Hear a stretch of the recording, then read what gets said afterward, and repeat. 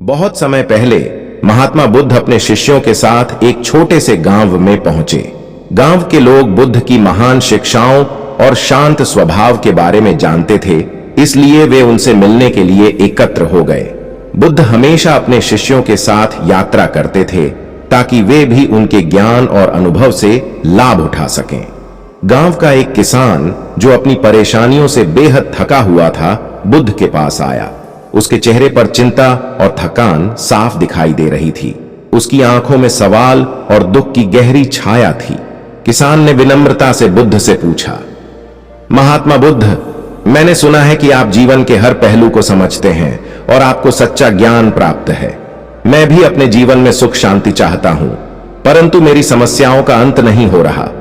मेरी फसल बर्बाद हो जाती है, मेरे परिवार में कलह है और जीवन में शांति का कोई संकेत नहीं। ऐसा क्यों हो रहा है? क्या आप मुझे इन समस्याओं से मुक्ति दिला सकते हैं? बुद्ध ने किसान की ओर देखा। उनकी आंखों में करुणा और समझदारी का भाव था।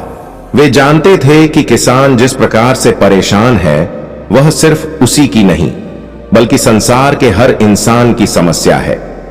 बुद्ध ने उसे बैठने का इशारा किया और धीरज से उसकी सारी बातें सुनी। जब किसान अपनी सारी बातें कह चुका, तब बुद्ध ने मुस्कुराते हुए उत्तर दिया, तुम्हारी समस्याओं का अंत नहीं हो सकता, क्योंकि जीवन का स्वभाव ही ऐसा है। जीवन में समस्याएं स्वाभाविक हैं। यह संसार अनित्य, अस्थाई है और यहां पर हर चीज बदलती रहती है। कभी सफलता, कभी असफलता, कभी सुख और कभी दुख, यह सब जीवन का हिस्सा है। किसान ने थोड़ी निराशा में पूछा, महात्मा, अगर ऐसा है तो क्या कोई उपाय नहीं है जिससे मैं इन समस्याओं से पूरी तरह मुक्त हो सकूं? मैं एक सरल और शांतिपूर्ण जीवन चाहता हूं। बुद्ध ने धीरे धीरे समझाया, तुम्हारे जीवन में 83 समस्याएं होंगी, चाहे तुम कुछ भी कर लो। कभी फसल बर्बाद होगी, कभी मौसम खराब होगा, कभी परिवार में झगड़े होंगे। जीवन के इन उतार चढ़ावों से तुम बच नहीं सकते। किसान ने दुखी होकर पूछा, तो इसका मतलब है कि कोई भी उपाय नहीं है? क्या मैं कभी शांति नहीं पा सकता? बुद्ध ने मुस्कुराते हुए कहा, मैं तुम्हें 84वीं समस्या का समाधान बता सकता हूं। किसान ने आश्चर्य से पूछा, 84वीं समस्या? लेकिन आपने तो 83 समस्याओं की बात की थी। यह 84वीं समस्या क्या है? बुद्ध ने गहरी नजरों से किसान को देखा और कहा, 84वीं समस्या यह है कि तुम इन 83वीं समस्याओं से छुटकारा पाने की इच्छा रखते हो। जब तुम इस इच्छा को त्याग दोगे कि जीवन में कोई समस्या न हो, तब तुम शांति प्राप्त कर लोगे। यह सुनकर किसान कुछ देर तक चुप रहा। उसने सोचा कि यह उत्तर उसके सभी प्रश्नों का समाधान हो सकता है। लेकिन फिर उसने एक और सवाल पूछा, महात्मा, अगर समस्याओं से भागा नहीं जा सकता तो क्या हमें सिर्फ सहन करना चाहिए? क्या कोई तरीका नहीं है जिससे हम इन समस्याओं के बीच भी खुशी और शांति प्राप्त कर सकें? बुद्ध ने कहा, समस्याओं का सामना करना ही जीवन का सच्चा रास्ता है, लेकिन केवल सहन करना ही उपाय नहीं है। हमें यह समझना होगा कि समस्याएं अस्थाई हैं और जीवन में उनका आना जाना स्वाभाविक है। तुम उन समस्याओं से नहीं, बल्कि अपने मन से लड़ रहे हो। जब तुम अपने मन को समझते हो और इसे शांत करते हो, तब तुम समस्याओं के बीच भी शांति प्राप्त कर सकते हो। बुद्ध ने एक और उदाहरण दिया। उन्होंने कहा, एक बार की बात है, एक आदमी हमेशा दूसरों से ईर्ष्या करता था। वह देखता कि उसके पड़ोसी की फसल उससे बेहतर होती है, उसके दोस्त के पास ज्यादा धन है और उसका भाई ज्यादा सम्मानित है। वह हमेशा दुखी रहता, क्योंकि उसे लगता कि वह दूसरों से कम है। एक दिन वह बुद्ध के पास आया और अपनी परेशानियों के बारे में बताया। बुद्ध ने उससे कहा कि उसकी समस्या ईर्ष्या नहीं, बल्कि उसकी तुलना करने की आदत है। उसने अपने मन में ही एक युद्ध शुरू किया है जिसे वह कभी नहीं जीत सकता। जब वह दूसरों की तुलना करना छोड़ देगा, तब उसे शांति मिलेगी। किसान ने गहराई से इस उदाहरण को सुना और समझा कि उसकी समस्याएं केवल बाहरी नहीं थीं, बल्कि वे उसके भीतर के विचारों और अपेक्षाओं से भी उत्पन्न हो रही थीं। उसने सोचा कि अगर वह जीवन को समस्याओं का संग्रह मानकर चलता रहेगा, तो वह कभी शांति प्राप्त नहीं कर सकेगा। किसान को जीवन के वास्तविक स्वरूप का एहसास कराते हुए बुद्ध ने उसे ध्यान की महत्ता बताई।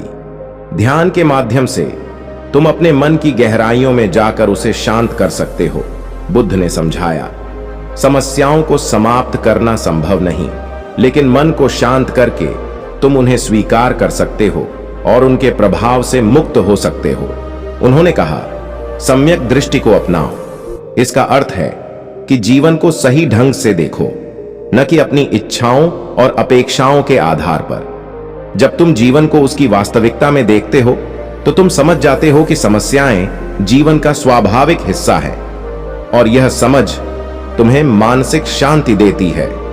किसान ने ध्यान से सुना और फिर बोला, महात्मा, आपने कहा कि 83 समस्याएं जीवन का हिस्सा हैं, लेकिन क्या यह संभव है कि अगर मैं सही दृष्टिकोण और ध्यान का अभ्यास करूं तो मैं इन समस्याओं से पूरी तरह मुक्त हो जाऊं? बुद्ध ने उत्तर दिया, मुक्ति केवल समस्याओं से भागने में नहीं है, बल्कि उन्हें स्वीकारने और उनसे सही ढंग से निपटने में है। ध्यान और सही दृष्टि के अभ्यास से तुम यह समझ सकते हो कि समस्याएं स्थायी नहीं हैं। जैसे एक नदी का पानी बहता है, वैसे ही जीवन में समस्याएं आती और जाती हैं। तुम खुद को उस बहाव से मुक्त कर सकते हो अगर तुम अपने मन को स्थिर और शांत रखते हो। किसान के मन में अब एक नई जागरूकता उत्पन्न हो चुकी थी। उसे समझ में आ गया था कि समस्याओं से लड़ना या उनसे भागना समाधान नहीं है। उसे अपने दृष्टिकोण और मानसिकता में परिवर्तन करना होगा। उसने बुद्ध से कहा, महात्मा, अब मैं समझ गया हूं कि जीवन में समस्याओं से बचा नहीं जा सकता, लेकिन ध्यान और सही दृष्टिकोण से मैं उन्हें स्वीकार कर सकता हूं और उनसे प्रभावित हुए बिना जी सकता हूं। मैं ध्यान का अभ्यास करूंगा और अपने मन को शांत करूंगा।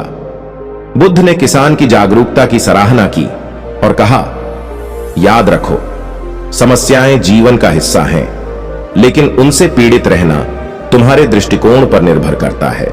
ध्यान और समझदारी से तुम जीवन में शांति प्राप्त कर सकते हो, चाहे कितनी भी समस्याएं क्यों ना हो। यह कहानी हमें यह सिखाती है कि जीवन में समस्याएं स्वाभाविक हैं और उन्हें समाप्त करना असंभव है। अच्छे लोगों के साथ बुरे हालात इसलिए होते हैं क्योंकि यह संसार का स्वभाव है, लेकिन बुद्ध का मार्गदर्शन हमें यह बताता है कि समस्याओं से भागने के बजाय हमें अपने मन और दृष्टिकोण को बदलना चाहिए।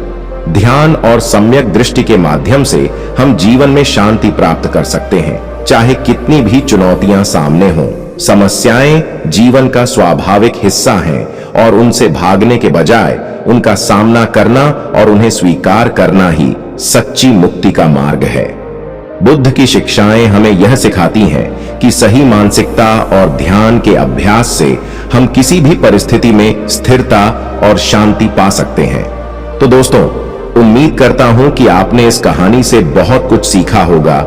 ऐसी और कहानी वीडियो पाने के लिए हम ज्ञानी बुद्धा चैनल को सब्सक्राइब करें और कमेंट में नमो बुद्धाय लिखना ना भूलें।